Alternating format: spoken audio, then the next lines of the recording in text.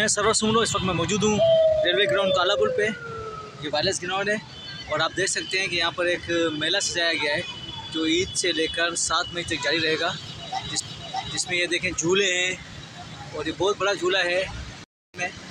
ये झूला है और ये जो है आप देख रहे हैं कि मौत का कुआं है। इसके अलावा ये बच्चों के लिए भी झूले हैं, ये देखें ये भी झूले हैं।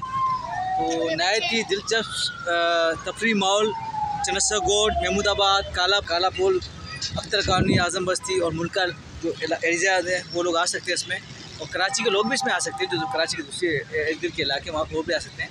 तो उनकी फैमिली के लिए फुल इंटरटेनमेंट है और बिल्कुल अच्छा, बहुत अच्छा यहाँ पर ये सजाया गया है और ईद के दिनों में बहुत मज़ा आएगा। अपने बच्चों को आप देखें और ये देखें इंतज़ामिया बैठी हुई है, इंतज़ामिया बैठी हुई है। झूले आप देख लें,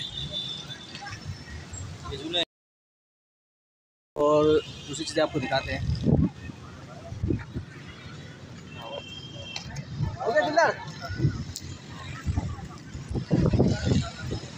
और सबसे जो बड़ी बात है वो चिड़ियाघर की मशहूर जो मुमताज़ बेगम वो भी है, और ये देखें भूत बंगला भी यहाँ पर है, और आप देख सकते हैं कश्मीरी आइसक्रीम भी है।